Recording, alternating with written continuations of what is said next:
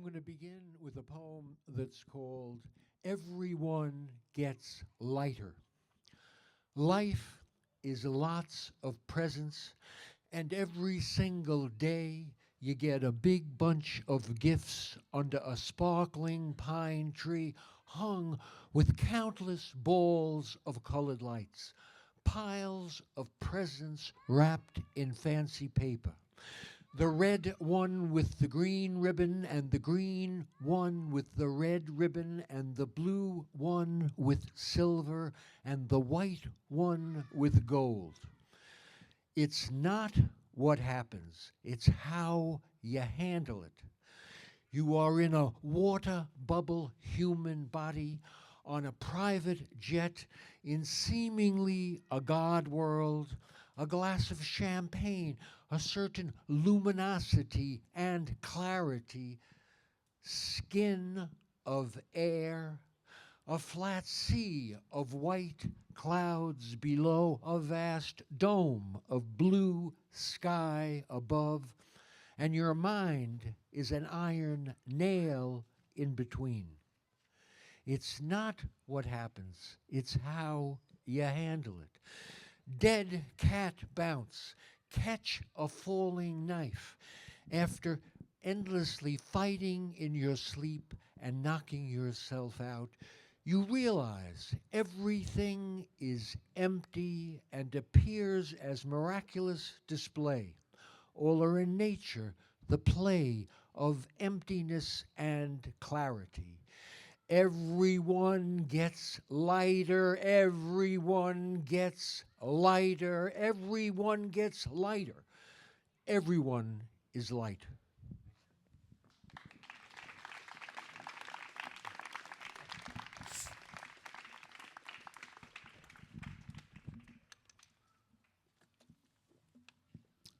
Thank you. And the next poem is called Welcoming the Flowers. I'm standing on the corner of Stanton and Christie, waiting for the traffic light to change. A man is sitting on the steps of a building, holding his young son on his lap. He is eating fried chicken from Chico's Takeout on Houston. He chews on the wings and feeds bits of the breast to his son. The man finishes eating, puts the leftover chicken, bones, fries, and soda can in a paper bag and leaves it on the sidewalk. A brown dog from the neighboring building snoops around, gets its nose in the bag, chews on the bones, and makes a mess. The man hits the dog with a newspaper, and it yelps and runs away. A black cat sitting in the window stares, looking down wide-eyed at the dog, chicken bones, and grizzle. I see their past and present lives. The man eats the chicken, and the chicken was his mother, who had died 2 years ago of cancer. The dog chewing on the bones was his father, who had died 5 years ago of a heart attack. And the cat in the window was his grandmother. And his young son, whom he holds so tenderly, was the man who killed him in his previous life. His wife comes home with the groceries and takes the boy into the building. She had been his lover in many past lives and was his mother for the first time in this one. The world just makes me laugh. Fill what is empty, empty what is full, light as body, light as breath. Welcoming the flowers, daffodils baptized in butter, lilacs luxuriously licking the air, necklaces of wisteria bowing to magnolia mamas, The cherry blossoms are razor blades, the snow dahlias sharp as cat piss. The lilies of the valley are lilies of fur, lilies of feather, lilies of fin, lilies of skin. The almost Miss America rose. They all smell so good, and I get sucked into their meaty, earthy goodness. You make my heart feel warm. I lay my head on your chest and feel free.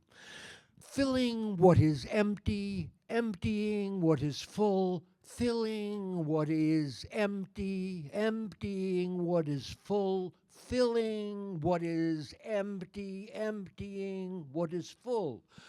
The gods we know we are, the gods we know we were. I smell you with my eyes and see you with my ears and feel you with my nose and taste you with my lips and hear you with my tongue. I want you to sit in my heart and smile. Words come from sound. Sound comes from wisdom, and wisdom comes from emptiness. Deep relaxation in great perfection. Welcoming the flowers, armfuls of honeysuckle and columbine, red-tipped knives of Indian paintbrush. The fields of daisies are the people who betrayed me. The lupine were self-serving and unkind. Orchids are the tongues that lied. Hyacinths are the songs of suicides. The voluminous, voluptuous bougainvillea are flames licking what cannot burn. The big bunch of 1,000 red roses are all the people I made love to. Hit my nose with the stem of a rose. The poppies are packed with narcotic treats. The chrysanthemums are a garland of skulls. I go to death willingly with the same comfort and bliss as when I lay my head on my lover's chest. Welcoming the flowers, the third bouquet was a crown of bluebells, a catalog of foxglove. A sunflower snuggles its head on my lap and gazes up at the sky. May all the tiny black insects crawling on the peony petals be my sons and daughters in future lives. Great balls of light, white, red, blue, concentric dazzle, yellow, green, great expectation. The world just makes me laugh. May sound and light not rise up and appear as enemies. May I know all sound as my sound. May I know all light as my light. May I spontaneously know all phenomena as myself. May I realize original nature, not fabricated by mind, empty, naked awareness.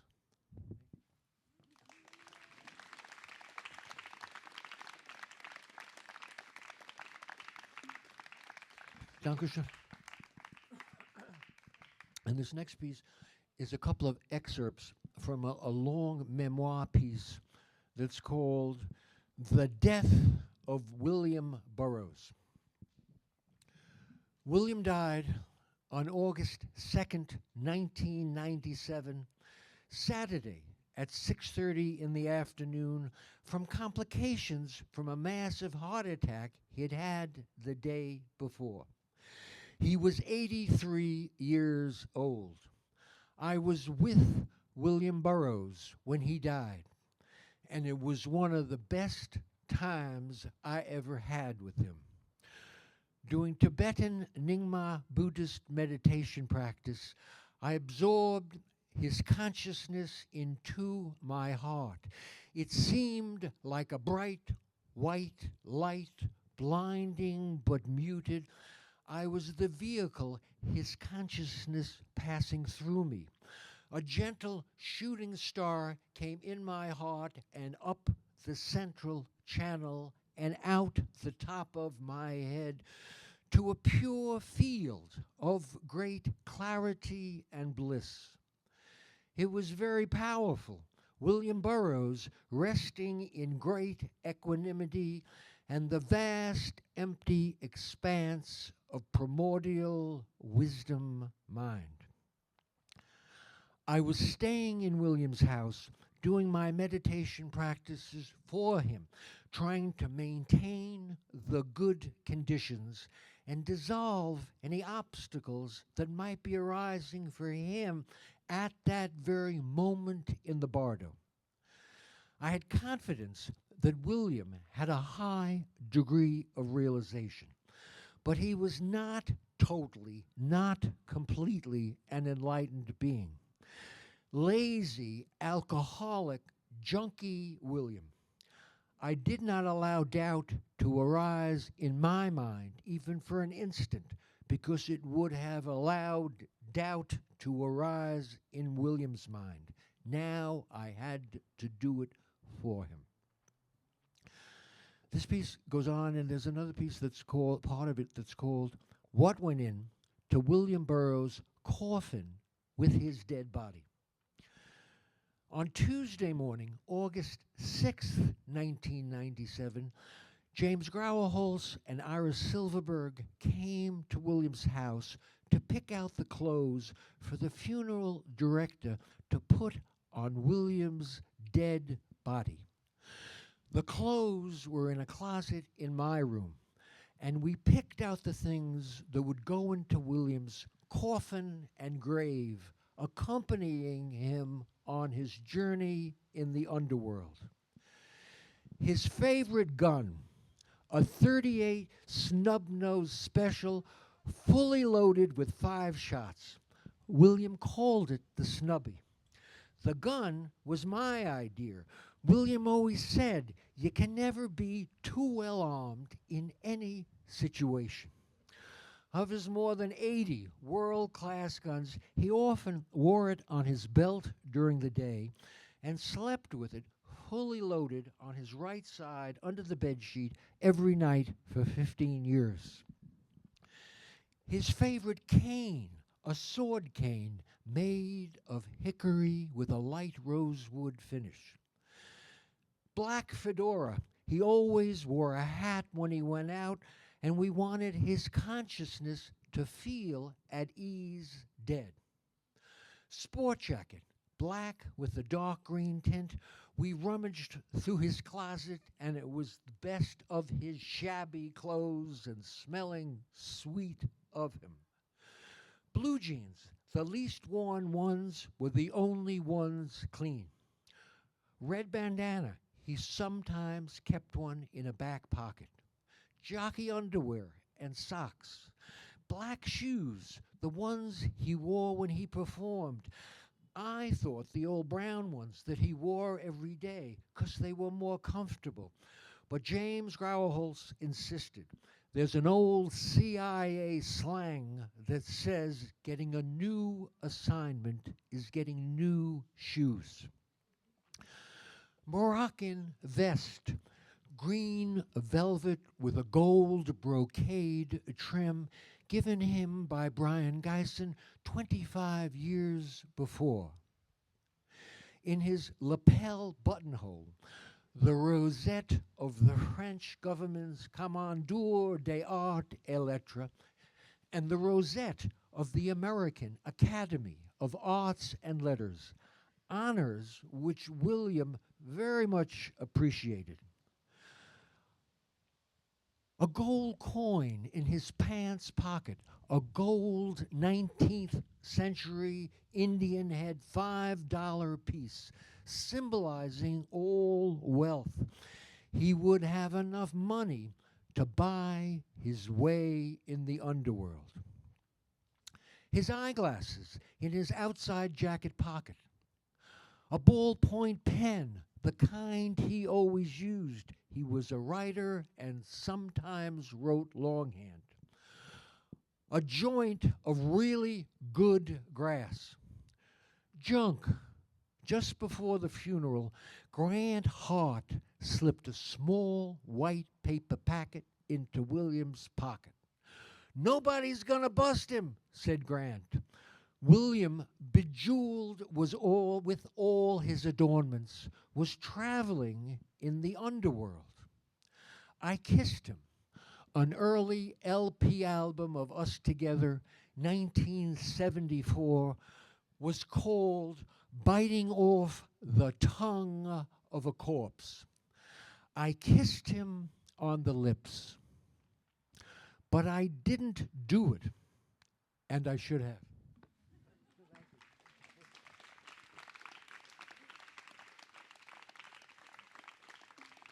Dankeschön.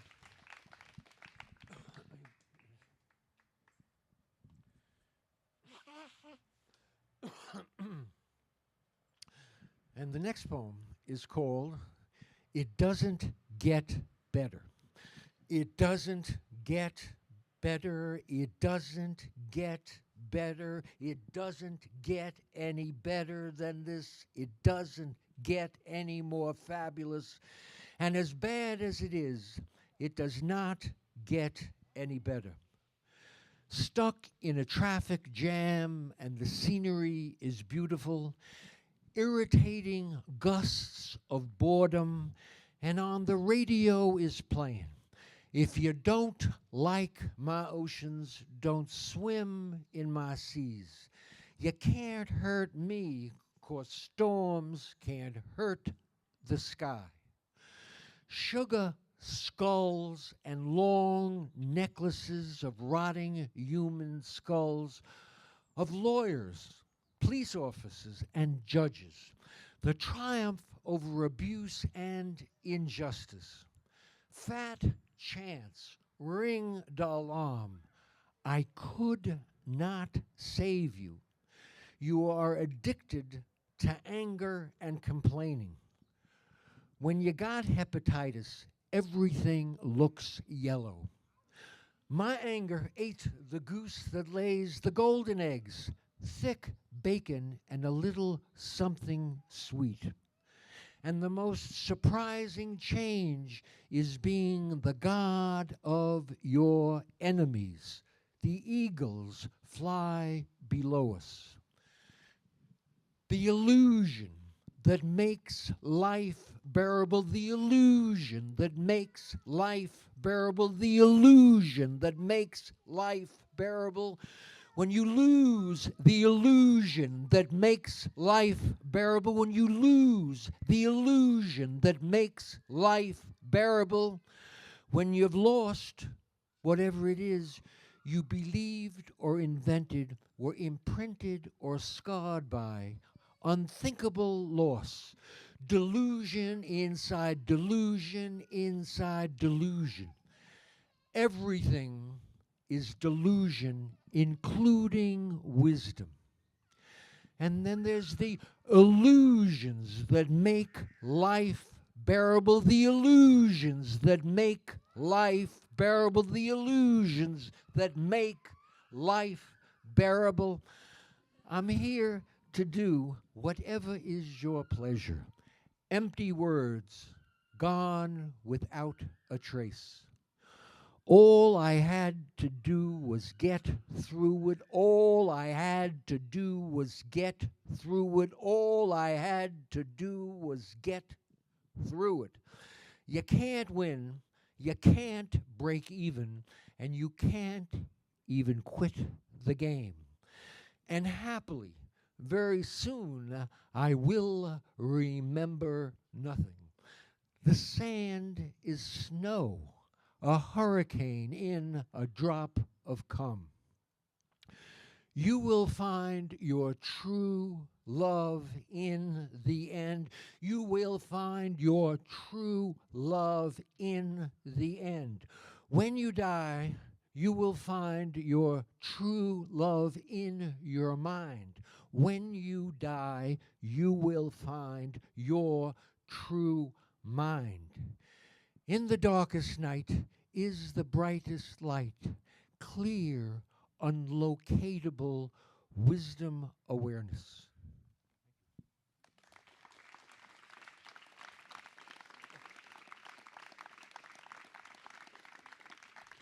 Dankeschön. And this next poem I wrote a long time ago, 1994, and it's called Just Say No to Family Values. On a day when you're walking down the street and you see a hearse with a coffin followed by a flower car and limos, you know the day is auspicious. Your plans are going to be successful. But on a day when you see a bride and groom and wedding party, watch out, be careful, it might be a bad sign. Just say no to family values and don't quit your day job. Drugs are sacred substances, and some drugs are very sacred substances. Please praise them for somewhat liberating the mind. Tobacco is a sacred substance to some, and even though you stopped smoking, show a little respect. Alcohol is totally great.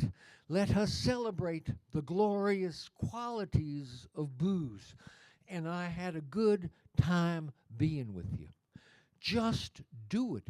Just do it. Just don't not do it. Do it. Christian fundamentalists and fundamentalists in general are viruses, and they're killing us, multiplying and mutating and destroying us. Now, you know, you got to give strong medicine to combat a virus. Who's buying? Good acid, I'm flying. Slipping and sliding, slurping and slamming. I'm sinking, dipping and dripping and squirting inside you. Never fast forward a cum shot. Milk, milk, lemonade, round the corner where the chocolate's made. I love to see your face when you're suffering. Do it with anybody you want, whatever you want, for as long as you want, any time, any place, when it's possible. And try to be safe in a situation where you must abandon yourself beyond all concepts. Just say no to family values. We don't got to say no to family values. We never think about them. Just do it. Just make love and compassion.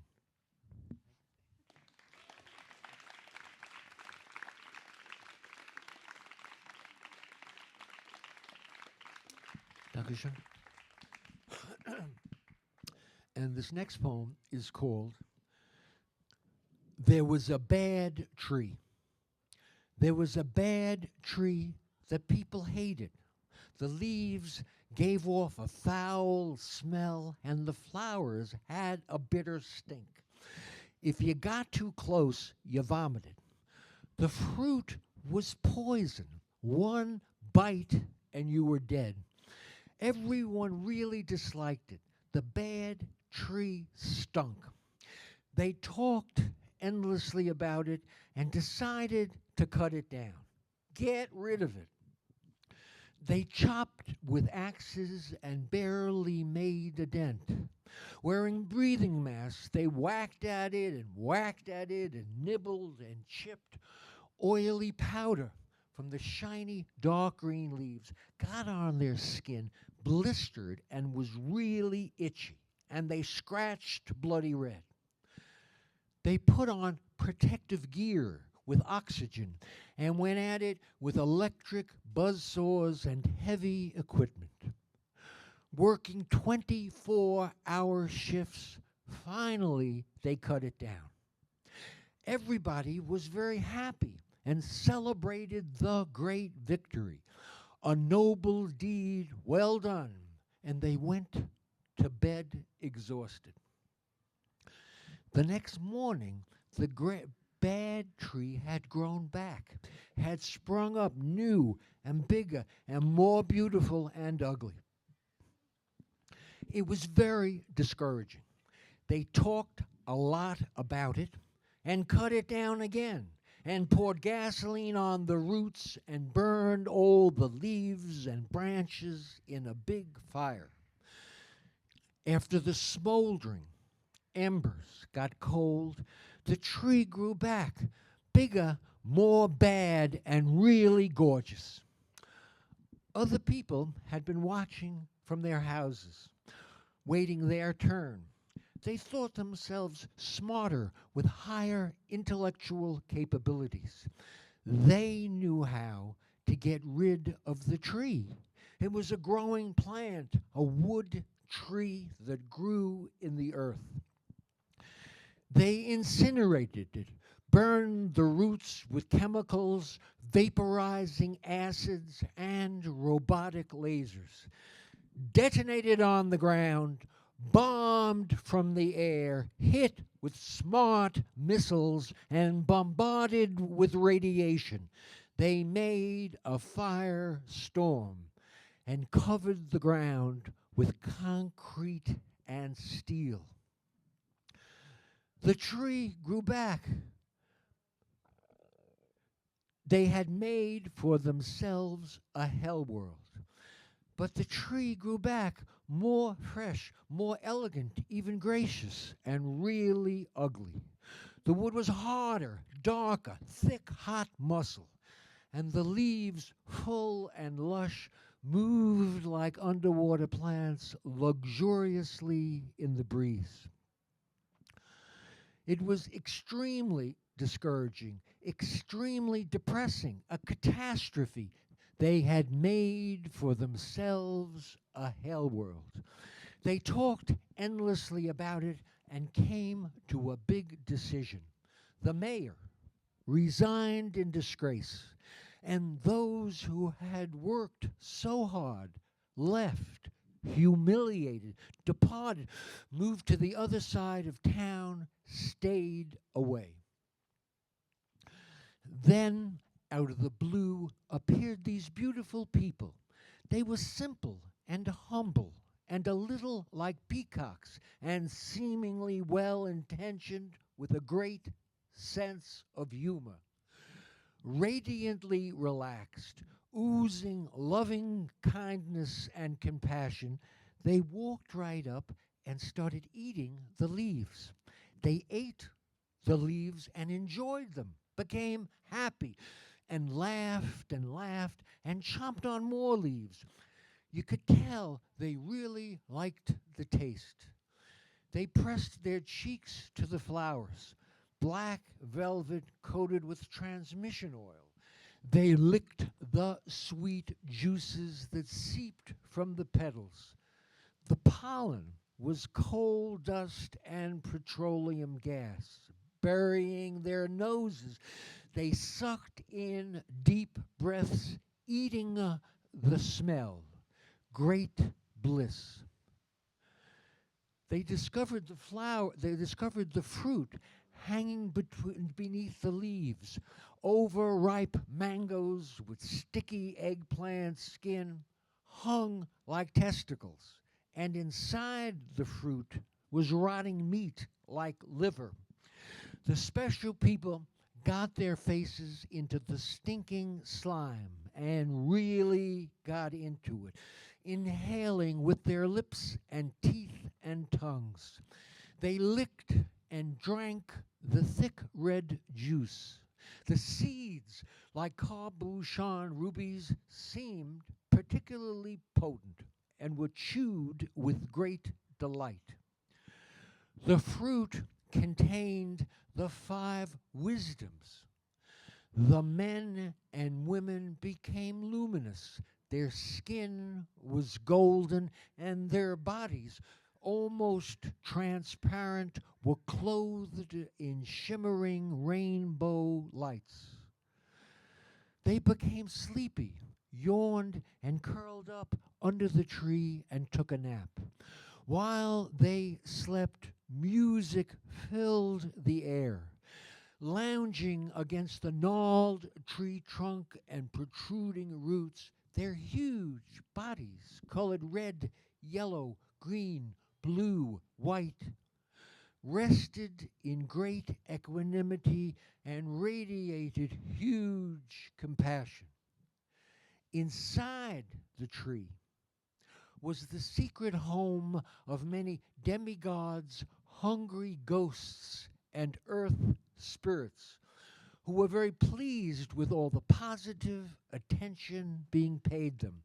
After years of abuse, mutilation, and destruction, they were thrilled, even though they were being ravaged and their flowers wrecked.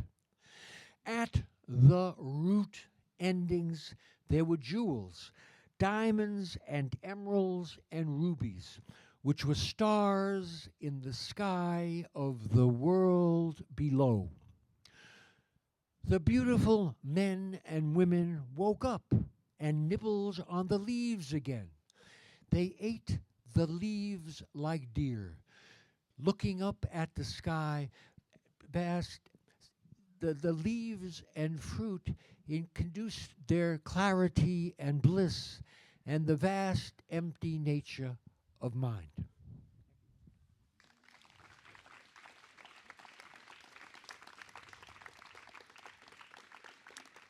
Dankeschön. And this last poem I started writing on my 70th birthday, and it's called Thanks for Nothing. Thanks for Nothing on my 70th birthday, which was December 4th, 2006. Thanks for nothing on my 70th birthday. I want to give my thanks to everyone for everything. And as a token of my appreciation, I want to offer back to you all my good and bad habits as magnificent, priceless jewels, wish-fulfilling gems, satisfying your every need and want. Thank you, thank you, thank you, thanks. May every drug I ever took come back and get you high. May every glass of wine and vodka I ever drank come back and make you feel really good, numbing your nerve ends, allowing the natural clarity of your mind to flow free. May all the suicides be songs of aspiration. Thanks that bad news is always true. May all the chocolate I've ever eaten come back rushing through your bloodstream and make you feel happy. Thanks for allowing me to be a poet, a noble effort doomed but the only choice. I want to thank you for your kindness and praise. Thanks for celebrating me. Thanks for the resounding applause. Thanks for taking everything for yourself and giving nothing back. You were always only self-serving. Thanks for exploiting my big ego and making me a star for your own benefit. Thanks that you never paid me. Thanks for all the sleaze. Thanks for being mean and rude and smiling at my face. I am happy that you robbed me. I am happy that you lied. I am happy that you helped me. Thanks. Grazie. Dankeschön. Merci beaucoup.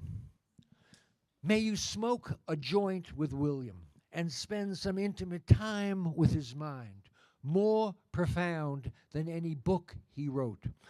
I give enormous thanks to all my lovers, beautiful men with brilliant minds, Bob, Jasper, Ugo. May they come here and make love to you.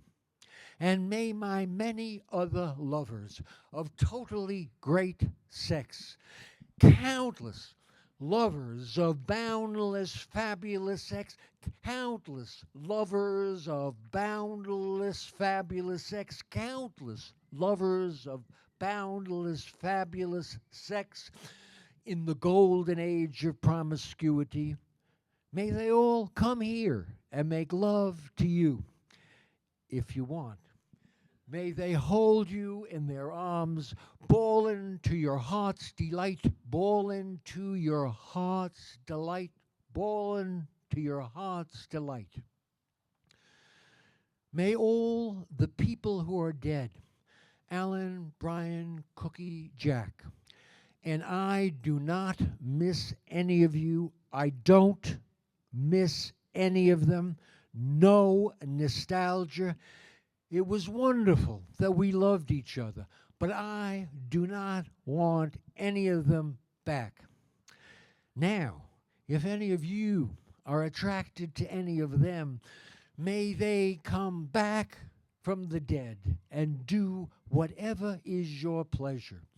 May they multiply and be the slaves of whomever wants them, satisfying your every wish and desire. But you won't want them as masters, as their demons. May Andy come here, fall in love with you, and make each of you a superstar. Everyone can have Andy, everyone can have Andy, everyone can have Andy, everyone can have an Andy. Huge hugs to my friends who betrayed me. Every friend became an enemy sooner or later. Deep kisses to my loves that failed. I am delighted you are vacuum cleaners sucking everything into your dirt bag. You are none other than a reflection of my mind. Thanks for the depression problem and feeling like suicide every day of my life. And now that I'm 76, I'm happily almost there. 20 billion years ago, in the primordial wisdom soup, beyond comprehension and indescribable, something without substance moved slightly and became something imperceptible, moved again and became invisible, moved again and became a particle, and particles moved again and again and became a quark, moved again and became protons and neutrons and the 12 dimensions of space. Tiny fireballs of primordial energy, bits tossed back and forth in a game of catch between particles, transmitting electromagnetic light and going really fast, 40 million times a second, where the pebble hits the water. This is where the trouble began. Something without substance became something with substance. Why did this happen? Because something substanceless had a feeling of missing out on something, not getting it, was not getting it, not getting it, not getting something when there was nothing to have. From that primordially endless potential to modern day reality, 20 billion years later, has produced me, and my stupid grasping mind has made me and you and my grasping mind. May Rinpoche and all the great Tibetan teachers who loved me come back and love you more. May they hold you in their wisdom hearts, bathe you in all pervasive compassion, give you pith instructions, and may you, with the diligence of Olympic athletes, do meditation practice, and may you, with great confidence, realize the empty true nature of mind. America, thanks for the neglect. I did it without you.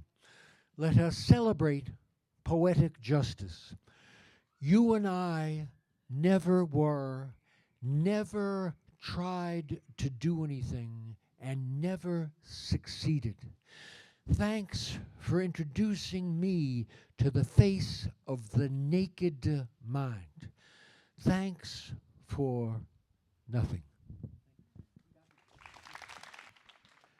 And this one is called Demons in the Details, and it's dedicated to William Burroughs, Allen Ginsberg, Brian Geisen, and many others.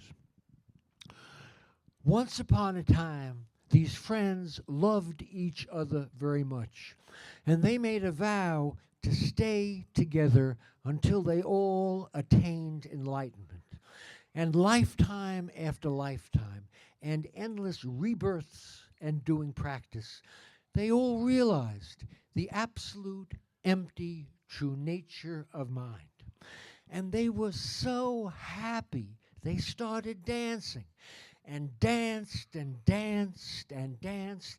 They were so happy in the shocked recognition of emptiness and compassion.